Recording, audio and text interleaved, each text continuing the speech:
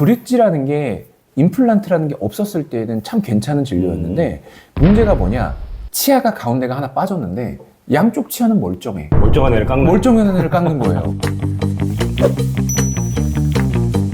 자, 안녕하세요. 김원장입니다. 안녕하세요, 조이사입니다. 자, 오늘은 약간 예전 진료, 아, 그쵸. 옛날 진료, 뭔가 요즘에 잘 하지 않는 진료, 이런 거에 대해서 좀 설명을 좀 드리려고 하는데, 왜냐면 요즘에 이제 워낙에 이제 그 발전 속도가 빠르다 맞아요. 보니까 너무 빨라. 뭐 임플란트도 잘 나오고 뭣도 잘 나오고 뭐 인레이나 이런 것도 한 시간이면 끝나고 그치. 이래 버리니까 뭔가 예전에 있던 진료가 왜 업계에서 점점 없어지고 있는지, 왜 사장되는 진료가 되고 있는지 이런 거를 좀 설명드리면서 실제로 요즘에 나온 임플란트나 이런 것들이 얼마나 좋은 진료인지 이런 거를 간단하게 좀 설명드리면 좋을 것 같아서 오늘 그런 주제로 한번 가보는 걸로 하죠.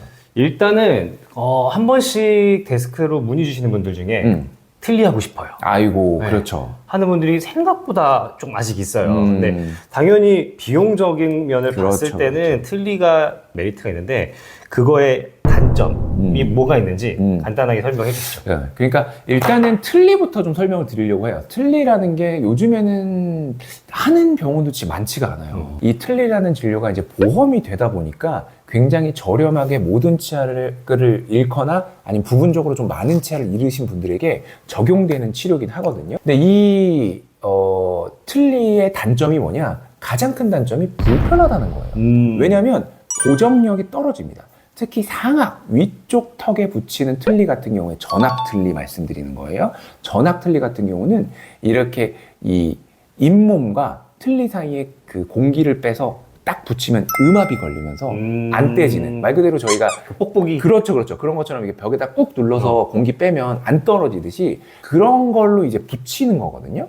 근데 이게 처음에는 그래도 어느 정도 잇몸이랑 이 틀니의 모양이 잘 맞아서 잘 붙다가도 저희 치아, 그리고 치아를 지탱하는 잇몸뼈, 그리고 잇몸뼈를 둘러싸고 있는 잇몸 계속해서 변하거든요. 그러다 보니까 만들어 놓고 시간이 지나면 잘 안 붙어.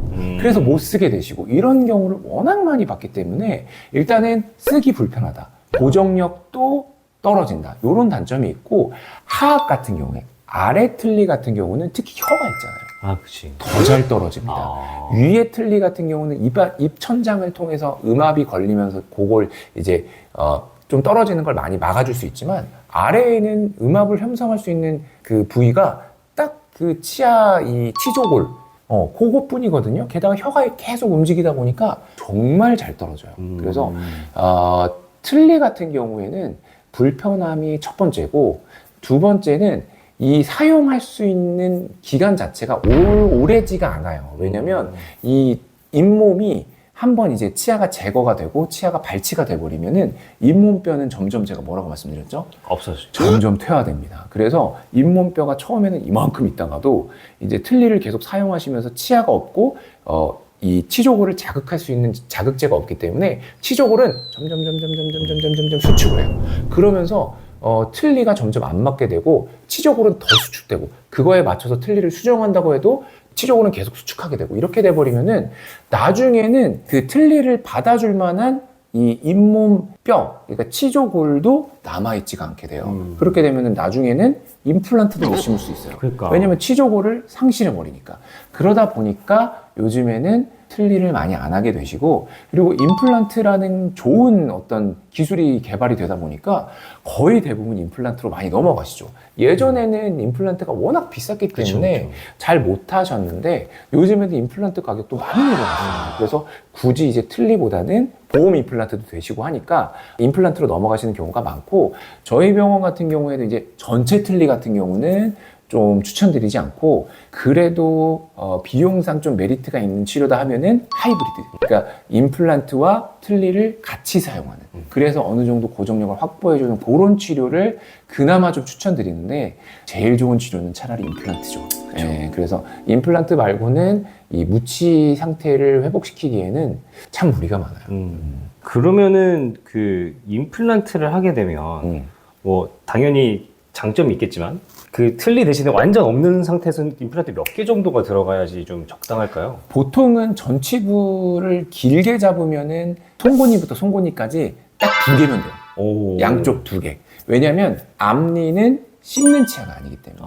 다만 이제 뼈도 충분하시고 비용도 좀 있으시면은 6개 치아를 4개 정도로 버티시는 거를 가장 좋다고 추천을 드리는데 그렇게 하시면은 그나마 좀 더 오래 사용하실 수 있고 좀 더 튼튼한 앞니를 만들 수 있다 이렇게 설명드리고, 그 다음에 앞니 그 송곳니까지 하고 그 뒤에 4, 5, 6, 7 작은 어금니 2개, 큰 어금니 2개, 요거는 보통 임플란트 3개 정도, 3개로 4개를 만들 수 있어요. 그러니까 그렇게 생각하시면 가장 편하실 것 같아요. 기둥은 3개인데 거기에 머리가 이렇게 4개. 그렇죠. 맞아요. 그런 식으로 임플란트가 들어가게 되는데, 임플란트는 뼈랑 바로 결합되는 그런 기능을 갖고 있기 때문에 그냥 실제 그냥 저희가 사용하는 치아보다도 더 힘이 좋아요. 그러다 보니까 임플란트 같은 경우는 4개의 어금니 역할을 임플란트 3개 정도로도 충분히 할 수 있다. 이렇게 생각하시면 되고, 이게 근데 항상 말씀드리지만 사람마다 달라요. 그래서 제가 이거를 참 말씀드리기가 좀 애매한 게, 저도 이제 병원 오셨을 때 환자분의 컨디션과 뼈 상태와 이런 거에 따라서 임플란트 개수는 조금씩 달라질 수 있어요. 자, 임플란트는 그럼 이렇게 알아봤는데 또 다른 또 없어지고 있는 진료가 뭐가 있을까요? 여러 가지가 있겠지만 그 중에서 제가 뽑은 거는 브릿지. 근데 브릿지. 진짜 요즘 많이 못 봤어요. 맞아요. 왜냐면 이 브릿지라는 진료가 임플란트가 없을 때 많이 했던 진료긴 하거든요. 왜냐면 그 치아가 여러 개 있는데 그 중에 이제 그 치아 사이에 있는 치아가 빠졌어. 그러면은 그걸 메꿔줘야 되는데, 메꿀 수 있는 방법이 결국에는 그 양쪽 치아를 깎아서 이렇게 치아 총 3개를 이렇게 씌워주는 그쵸. 그런 진료를 하게 되는데, 이제 그걸 이제 브릿지라고 하는 거예요. 그래서 요거 한번 갖고 나왔는데, 제가 이거 예전에 학교 학생 때 만들었던 브릿지예요. 브릿지. 그래서 요거 한번 보면서 설명드릴 건데, 자, 요게 제가 학생 때 제가 직접 만든 브릿지예요. 보시면 제 번호입니다. 제 번호인데, 아무튼 제가 학생 때 만든 건데, 요거 보시면은 브릿지가 요렇게 3개로 되어 있는데 가운데 치아가 없죠. 가운데 치아가 없을 때 얘를 수복해 주기 위해서 양쪽의 치아를 깎아서 요렇게 만드는 거예요. 그래서 요거를 요런 식으로 딱 씌워서 요렇게 해서 가운데 치아를 만들어 주는 게 브릿지라고 하는 거예요. 자, 그래서 브릿지라는 게 임플란트라는 게 없었을 때는 참 괜찮은 진료였는데, 문제가 뭐냐, 치아가 가운데가 하나 빠졌는데 양쪽 치아는 멀쩡해. 멀쩡한 애를 깎는 거예요. 그러다 보니까 양쪽 치아에도 문제가 있었어. 그러면은 그나마 리저너블한 치료라고 생각이 들지만, 양쪽 치아가 멀쩡하고 깨끗하고 좋은 치아인데 그거를 깎아서 씌운다. 이런 거는, 그러니까 치과 의사의 입장으로서는 임플란트가 없었을 때는 어쩔 수 없는 치료였죠. 그렇죠. 근데 이제 임플란트가 발명이 되면서 굳이 양쪽 치아를 깎지 않고 가운데에다가 가운데만 하면 임플란트 하나만 심게 되면은 양쪽 치아 건드리지 않고 치아를 만들어 드릴 수 있는 거예요. 게다가 브릿지라는 게 뭐냐, 이 2개의 치아의 힘으로 3개의 어금니의 힘을 받아주는 거거든요. 그러다 보니까 아무래도 치아가 힘들어해요. 물론 이론상 이상은 없지만 아무래도 가운데 임플란트가 하나 있어서 보호해주는 거랑 그냥 가운데 치아는 없는데 양쪽을 걸어서 사용하는 거랑 저장력은 확실히 다릅니다. 그리고 이 사이가 비어 있잖아요, 아래가. 근데 이 음식물이 껴가지고 맞아요. 그럴 되게 수도 있어. 염증 생긴다는 분도 있고 냄새 난다고 하시는 분들도 있고 그런 분들이 많더라고요. 맞아요. 그래서 브릿지 같은 경우는 시간이 오래 지나게 되면은 이 잇몸이 내려가면서 가운데 쪽에 이제 틈이 많이 생기게 되면은 그 사이로도 이제 치간칫솔 사용하시면서 관리하시면서 쓰시면 그나마 괜찮으시겠지만, 관리가 안 되면 요 사이에 음식물 껴서 되게 막 냄새도 나고 불편하시다는 분들이 계세요. 그러면 그 실제 사례를 한번 보여드리면 좋을 것 같은데. 그쵸. 또 우리 실장님께서. 아니, 우리 실장님은 약간 그 모든 케이스가 다 있어. 만물상이신 것 같은데, 요거 한번 보면서 설명드릴게요. 네. 저희 실장님의 엑스레이입니다. 실장님께서 많이 부끄럽다고 하시긴 하셨는데, 아무튼 실장님 거 보면 지금 이쪽 브릿지가 되어 있어요. 이거 예전에 진짜 어렸을 때 하셨다고 했는데, 요 브릿지가 되어 있어가지고 요렇게 양쪽에 치아를 깎아서 가운데 치아를 보강을 한 거죠. 요게 이제 브릿지인데, 반대편을 보시게 되면 원래 여기도 불이 찌셨다고 하셨어요. 그래서 원래 이제 여기 임플란트가 되어 있는데 여기 이제 치아가 원래 있었고 이렇게 치아가 있었고 그다음에 여기 치아 있었고 가운데 치아가 없었고 똑같이 이렇게 브릿지로 돼 있었는데 이게 이제 문제가 생기는 거죠. 씹으면서도 그렇고 계속해서 힘이 가해지니까 이 뒤쪽 치아에 문제가 생긴 거예요. 그러면서 얘가 이제 임플란트로 넘어가게 되셨고 그러면서 가운데 쪽도 이제 임플란트로 넘어가신 건데 확실히 오른쪽이 식사하시기 편하다. 이렇게 말씀을 하시거든요. 뼈도 높이가 다르네요. 그렇지. 비었네. 맞아요. 이렇게 임플란트에도 장점 중에 하나가 여기서 나타나요.